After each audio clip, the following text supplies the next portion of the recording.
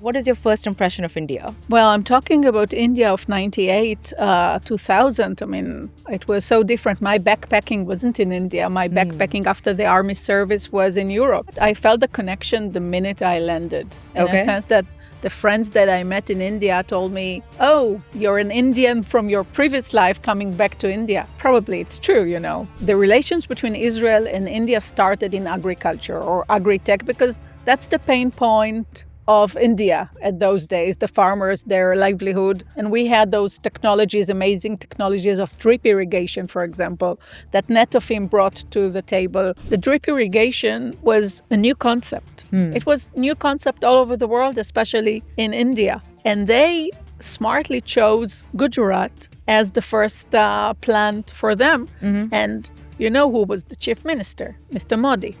So the synergy between Modi as the chief minister of Gujarat and Netafim bringing this new technology was really important combination. India is not just BJP, and there are other parties, and no one can know what will happen in 2029. So I think that Israel should invest in other parties in the spectrum of the Indian parliament because the relations with India are so important for Israel. Unfortunately, Pakistan took the lead in the negotiation, but I thought that India could play an amazing role in bridging between Iran, Israel, and the US. I'm afraid that India chose not to do it.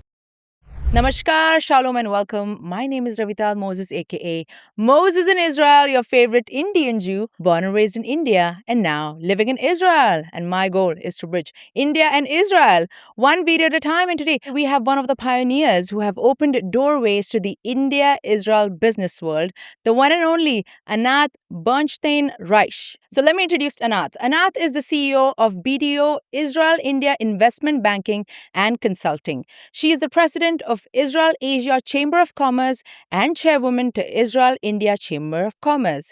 Out of the many awards she has received, the one famous award that she has received is Friend of India Award in 2020 for her contribution to the advancement of the Indian economy, and the Iconic Women Award by the Women Economic Forum. Anat, thank you for making time for us. And Thank you for having me. Namaste. नमस्ते, आप कैसे हो? बहुत अच्छा. कैसे क्या लग रहा है? है? बहुत ही बढ़िया.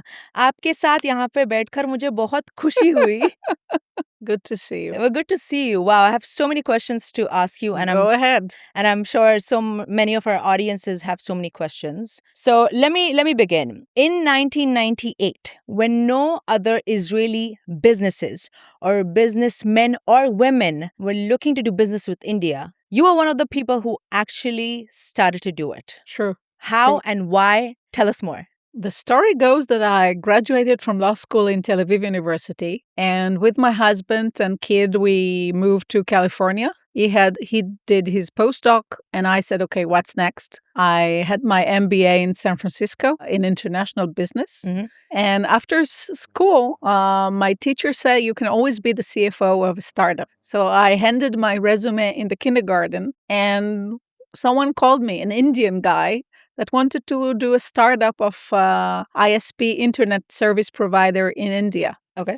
And you remember my instructor or professor told me that I can be a CFO of a startup. So I came to him and said, I'll be your CFO and partner. And we started the business. We founded a company. It was a cross-word communications. Okay. We raised money as any startup at that time. And he moved from India to California, and he didn't want to travel to India. He said, I had enough India for my whatever years. And I said, okay, I'll go. And I started to travel to India. I started a company. I hired people. I opened offices. I signed contracts, and the rest is history. So actually, to get to India, I had to go through California. Oh, so you indirectly went to India through the West. Yes, from the West brought me to the East. Okay, you know, there are ways that the universe brings you things. So that was your journey. Exactly. What is your first impression of India? Well, I'm talking about India of 98, 2000. I mean, it was so different. My backpacking wasn't in India. My backpacking after the army service was in Europe. Right. Germany, France, etc. So today, every Israeli goes to India after his army service as a backpacker. But for me, it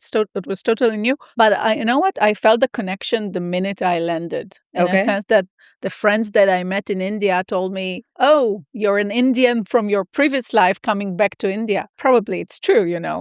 So I fall in love quite from the first trip. So can we consider you as like 50% Indian now? So in Israel, I'm called the Indian, you know, the Queen of India. They called me once. So here I'm the Indian. In India, I'm the Israeli. I mean, Okay. so That's very cool. You were part of a project a couple of years ago, very popular. It was called Bharti. It was joined 20 years ago, actually. It was 20 years 20 ago. years ago was staged. A mega show. I mean, the son of a very famous producer in Israel came to me and he said, I want to do a Bollywood show, a stage show, a spectacle. And it wasn't very popular at that time in India also. Now, it wasn't meant for Indians, Indian stages. It was meant for European, international stages. And I said, okay, I know India. And that's when I moved back from California to Israel. Okay. And I said, okay, let's go to India. And we started to travel to India. First, we raised money because we raised a few millions from an Indian producer. And then we started to do Sarigamapa all over India. We went from the main metros and auditioned people and took people from Calcutta and from Chennai and from Bangalore and from Delhi and from Bombay. How many artists are we talking about? 100 dancers, singers, Sutradhar, Kalripaitu. The show was a spectacle of India, the legend that is India, the beauty that is India.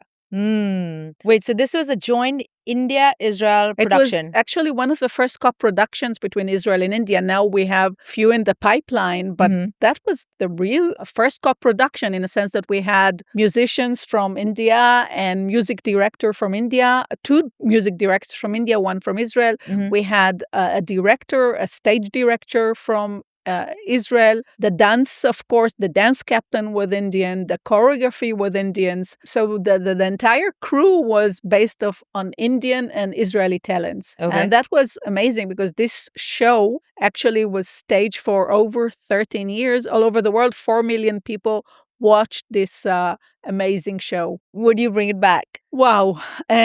It was such a headache is not the word, but it was so difficult to manage. Intense in the sense that you have to transport 100 people from country to country, from stage to stage, 400 customs. No, even more, 1,000 customs. Wow. And because they were changing costumes, of course, washing machines. It was really an operation. So I'm not sure that I'll redo it, but it was a lovely period of 13 years that we've been all over the world, in a sense that we've been from London to Morocco to Mauritius to East Europe. Of course, in Israel, we've been twice. Yeah. France was a big hit. Germany. So it was really fun. Well, I would vote for a sequel, but no pressure. We did a sequel. Oh. It was actually 2 shows. In a sense Awesome. that after a few years, we said, okay, we need to renew the show. So we did a fresh show with, every 2 years people change because people want to get married. Of course. And there is a pressure from the parents for the dancers to come back and settle. So through the years, we had several crews and yeah. But I think it's enough. It's enough. Okay, let's move on to India-Israel again in terms of India and Israel have completed over 30 years of diplomatic relations. And there, I feel like now looking back, there are a few things I personally think that maybe it could change, but we spoke about this offline, off camera, and you said, and I asked you if there was one thing you could change or focus on completely. Relations is evolution. Okay, so the relations between Israel and India started in agriculture or agri-tech because that's the pain point of India at those days, the farmers, their livelihood. And we had those technologies, amazing technologies of drip irrigation, for example, that Netafim brought to the table, or Jain irrigation that teamed up with Nandan for all sorts of irrigation solutions, etc., or Phenolex with Plastro that did pipes. So agriculture was important at that time, and then water solutions. I think that today the collaboration is technology.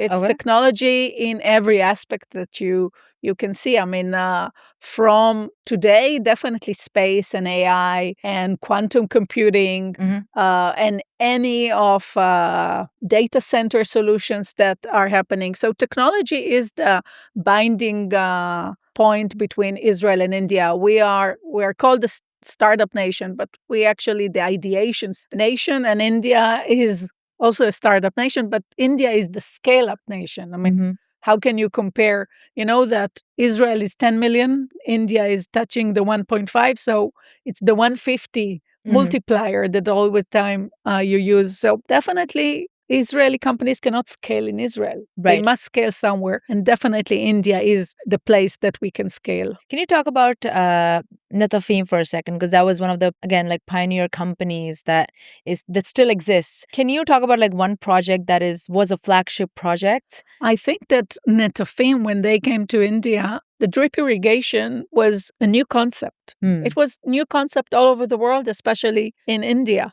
And they smartly chose Gujarat as the first plant for them. And you know who was the chief minister? Mr. Modi.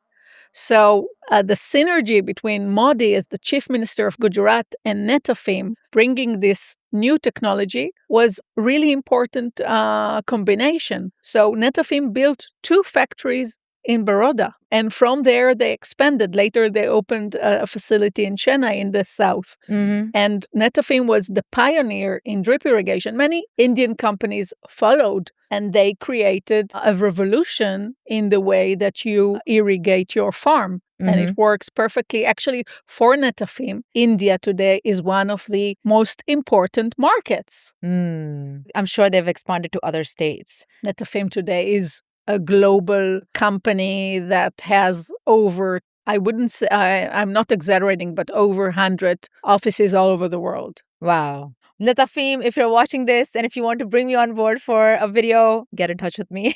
Coming to, because you're a part of negotiations. And negotiations is like where you actually understand culture. Israelis are meant to be direct and fast. We are very direct, too direct sometimes. Too direct sometimes. And Indians can take their own sweet time, but that's where they actually build the relationship, like you said. It's in the negotiations where they actually build the relationship. True. What is one, I won't say tip, but maybe like an anecdote you can share where you felt like, oh, there was a mismatch in communication or expectations? I'll tell you. And, you know, Israeli don't say yes and Indian don't say no. And that's the first mismatch. But seriously, when Israelis say it's a challenge, we mean it's a challenge. It's difficult, but we will do it. Okay? When an Indian says it's a challenge, that's his polite way to say not possible. Now, when Israelis and Indians sit in the negotiation table, the Israeli will say it's a challenge. The Indian will understand not possible. So that's what he takes from this meeting. And vice versa. When the Indian will say it's a challenge, the Israelis say, okay, it's difficult for him, but we will do it. And they will both go out of this meeting not understanding each other. So when the word challenge comes into a meeting, I kind of raise my hand and say, hold it. You need to understand what was said right now. And suddenly you see their eyes open up. Oh, that's what you meant? Oh, that's what you meant?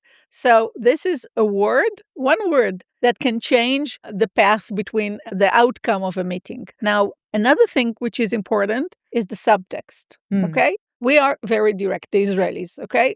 We give the best offer quite immediately. We are very bad in negotiation, and we don't have a subtext. Whatever we want to say, we say. Now, in India, there is a subtext and there is a negotiation. I mean, Indian will never give the best offer in the first meeting or even the second meeting. There is a process. Now, sometimes I represent the Indians and they ask me, okay, what is the subtext? And I said, there is no subtext. Whatever they told you, that's what they mean. Not possible. I said, yes, that's what they meant. So it's very difficult for Indian to understand that the Israelis are direct. And once they understand it, it's much easier for them because, oh, there is no subtext. Oh, we don't need a translation to what was just told. Before we move on, let me share a quick insight. All of you have been watching this channel, but 80% of you have not subscribed to this channel. Only with your support, I'm able to grow, invite better guests, and create an impact in the India-Israel space. So please go ahead, click that subscribe button and help this channel grow. You can also support this channel on Ko-fi. With great content comes great responsibility and great expense. So every little bit helps. And now, back to the show. I have a follow-up question. Yeah. Do Indians take offense when Israelis are direct? Oh, many times, of course. Of course. Because the Israelis will say no, not possible. Indians are not used to getting a no for an answer. It's not polite. I'll tell you a story about when we did the Bharti show. Yeah. We met Subhash Ghai, the famous producer. And Subhash probably was not interested in this business because he was busy with his movies. Yeah. So he, in his polite way, told us, let's talk in 6 months. Now, that was his polite way to say, I'm not interested. Now, the Israeli that produced the show with me said, okay, let's talk to him in 6 months. And I told him that was his polite way to say, forget about it. So that's another thing. I mean, we can be very offensive by saying no to your face. Not possible. How come you're saying it? So that can be a point of friction in the negotiation table. I do have a question, though. Do you mean that, let's say an Israeli is negotiating with an Indian, you don't use these two words, a challenge and say no? Or you bring Anat on board? That's the best thing to do. But seriously, when you use the word challenge, you need to explain yourself in a sense that you need to know Israelis try not to use the word no. I mean, it's possible. Or explain what you mean in more words. And when you hear Indians, and the way to understand each other is also to write down the understanding, whether it's an MOU or letter of intent or heads of terms or whatever. And once you put it into words, it's easier to really understand what the parties mean. Okay. I think by now, I believe the audiences are curious. Anat, how do you play a role in the negotiation? Would you be able to give us a sneak peek into what you actually do? That's a good question. I'm always saying that I'm the translator. Okay, I'm a business person, I'm a lawyer, I'm a business consultant, but I'm jokingly saying that I'm the translator. Now, both speak English. Sometimes the Israeli don't understand the Indian accent. That's another problem for me. I mean, it's a matter of practice to your ear. After a while, you understand everything. And I'm telling the Israelis, it will take you a while. Eventually, you'll understand the accent. So sometimes the accent is not clear. What did he say? What did he say? So I'm translating English to English. But then sometimes they speak English and they understood what he said. But I need to really translate what he meant by saying so and so, what he meant by saying it's a challenge, what he said by saying, yes, a lovely meeting, great technology, I'd love to examine it, let's talk in 6 months, okay? Yeah. So I'm there actually to make the parties talk to each other. Now, even if I'm representing the Israelis or the Indians, eventually I want the business to succeed. I want the parties to understand each other. So I'm helping them to talk to each other, to create a very nice atmosphere in the meeting. Okay. Because I understand the Indian mindset. I understand the Israelis. So I'm making the environment lighter by the Indians know that I'm in their favor. The Israelis know that I'm in their favor. Eventually, I'm in favor of the joint business that will happen here. Of course. So you're like the cultural bridge in the business world. Yes. Okay. Yes. Well, let's come to you being a career woman. First of all, let's talk about the awards that I did not mention. You have many, many, many, many awards. First, let's talk about that. But we'll also talk about the sacrifices you had to pay or had to give as a career woman, because it is a challenge. This is the industry that you're in is very male dominated. But first, let's talk about your awards. So I'm very proud of honorary doctorate that I was conferred by Jharkhand Ray University. It was very emotional trip to Jharkhand and to Jharkhand Ray University. Along the awardee that year were only women. So that was really nice. Nirja Birla, the wife of Kumar Mangalam Birla, was and actually the daughter of Subhash Ghai, the one that says 6 months, was also one of the awardees, and a friend of mine, Harjinder Kaur, again, a business woman from Delhi. Okay. And another honorary, I'm actually the honorary consul of Sri Lanka in Israel. Mazal tov. Thank you. And I received this appointment in October 23. Oh my gosh. And exactly. And my role as the honorary consul suddenly got a new turn because we had to identify caregivers that in this massacre. Mm-hmm. And there was a lot of challenges that has to do with the Gaza war and Sri Lankan workers. And so a role that's supposed to be, I wouldn't say fun, but turned to be a very difficult one. And I'm happy that the situation now is much better and I can promote business between Israel, Sri Lanka, and diplomatic relations and cultural relations. Okay, awesome. Well, let's talk about the difficult parts that people don't really see. It's like behind the scenes, behind the camera. If you can give us a personal anecdote when you had to put a, dil pe patthar rakhe, like we say in India, like you had to pick business over something personal. Can you give us an example? There's always a dilemma. I have 3 boys, which from early age, I'm traveling. I was working in the World Bank, so it entailed travel in across-world communications in my current business. Because when you do international business, you have to travel. I mean, with all due respect to Zoom and Google Meet, there is nothing by face-to-face and having chapati together. I agree. So you have to travel, and you have to travel quite a lot. And you have a dilemma because I had a son which was premature, the little one, but I had to travel to California for my startup. I couldn't leave him alone because he was too young and he needed me. So my father just went on a retirement and I asked him to join me. And we both, the 3 of us, traveled to California. I went to work during the day and my father was taking care of my little son in the morning. So I found solutions. I took very often my middle son to India. I went to work, he went for shopping, and it was a perfect solution. But yes, there are dilemmas. There are dilemmas on a daily basis even. And you have to balance. You have it's not easy. It's not easy. I'm sure that I did mistakes. But when I asked my kids, am I a good mother? They said yes. So I believe that I did something good. Well, I think it's very important. First of all, thank you for sharing. I know it's sometimes it's very hard to talk about these things. So thank you for giving us a piece of you, like a personal side of you.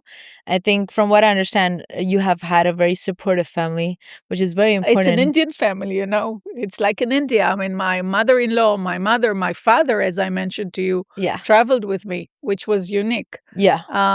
Of course, my husband, which was very supportive. Because, when you have a startup, first, you don't have a salary. You work until you raise money and then you can withdraw a salary when you are an entrepreneur. And many of my work is entrepreneurship. Yeah. So you don't withdraw a salary when you are in this position. So you need a support of the entire family, and it's a family decision. You can't just decide I'm an entrepreneur and I'm now going to work for 1 year for free. It doesn't work. So it's my entire family that was with me.